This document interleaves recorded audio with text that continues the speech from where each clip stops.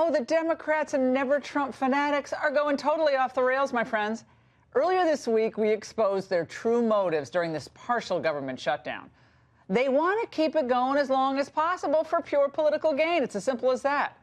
The American people and the government workers be damned. It's all about trying to embarrass the president. So much for governing. It's pathetic. Now, tonight, we take it a step further. Night after night, we're going to systematically expose the tactics and methods that the Democrats and their media collaborators use to advance their extreme agenda. Now, I call this edition the cruel hoax. President Trump has hurled coarse insults at everybody from senators to Stormy Daniels. He has separated immigrant children from their parents at the border. The pattern here, cruelty. I think what Trump practices is cruelty. Part of his brand is cruelty. The Trump administration adopted a conscious policy of cruelty. This is what President Trump wants. He's using cruelty as his message. I'm sorry. It's so preposterous and so obvious. They write entire articles, devote entire segments to making their cruelty case. No need to debate actual issues or propose actual solutions when it's so much easier just to call someone a name like racist, sexist, misogynist, or in this case, cruel. Check out these ludicrous headlines. No matter what, remember, if Trump's involved, it must be a cruel outcome. Like any issue regarding transgenderism or budget priorities. And one of my personal favorites, the knee-slapper argument made by former Bushie Michael Gerson, that it's not just that Trump's cruel, it's also that he encourages other leaders around the world to be cruel too. And of course, anything related to immigration, short of a wave 'em all in policy, is always going to be cruel. Well, you get the point.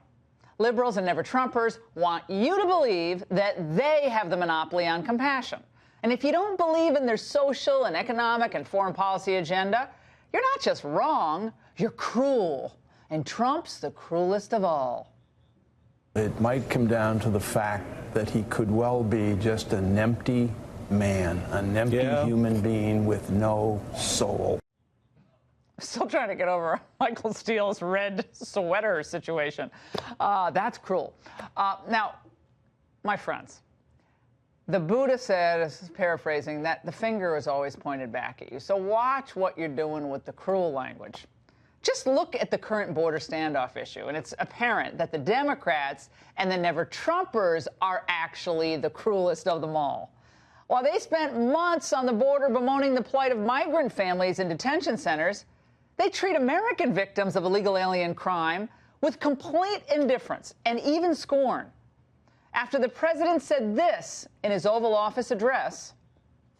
Over the last several years, I've met with dozens of families whose loved ones were stolen by illegal immigration.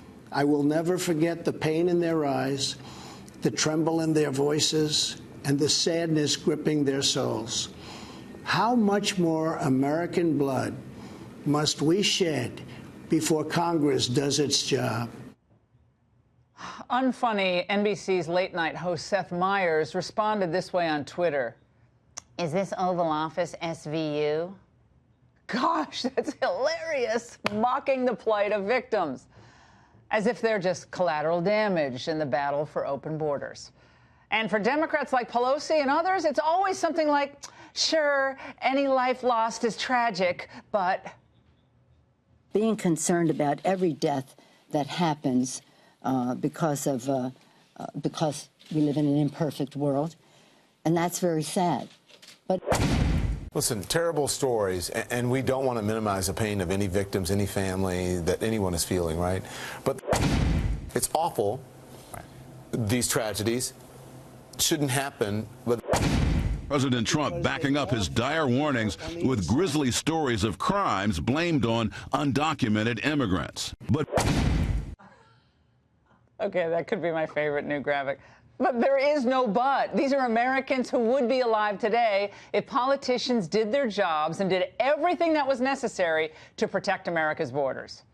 Now, we're constantly lectured about being sensitive to victims and hearing them out. And that's fair. And we all say a lot, especially when we're on TV, and sometimes you overstep. I get it. No one's perfect. But we have to find some sensitivity here for the victims of illegal immigrant crime. Are they to be ignored just because they don't fit a particular ideology? And conservatives shouldn't do this when another issue happens, and liberals shouldn't do it here. And when someone does try to mention the suffering of illegal alien crime victims, sadly, they're treated this way. Even if I were to grant you that, okay, the point is the illegal alien crime rate should be 0. It should be, you can do your nails. You know who can't do their nails? Are people who've been killed, Anna, by dangerous, known illegal aliens who've been allowed to stay in this country because of the leftist policies that people like you promote in so-called sanctuary cities I'm so tired to allow of them to hide in plain sight. Already. Okay, raise your hand if you think Anna Navarro does her own nails. But look, Republican imposters like Navarro are cruelly indifferent. That was a cute little stunt in the double boxes.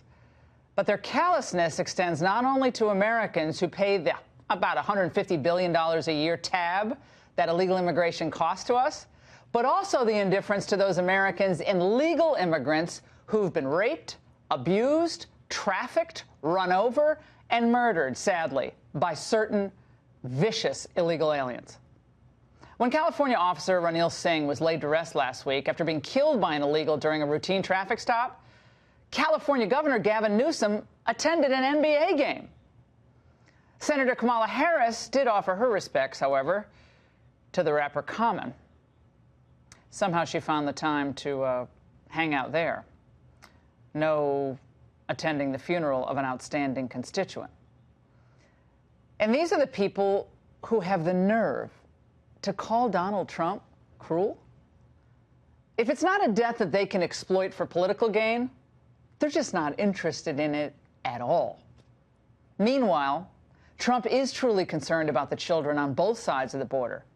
And the only way to protect them is to de-incentivize the dangerous trip northward and to build a wall to reinforce an orderly immigration process. To let the current situation persist would be truly cruel.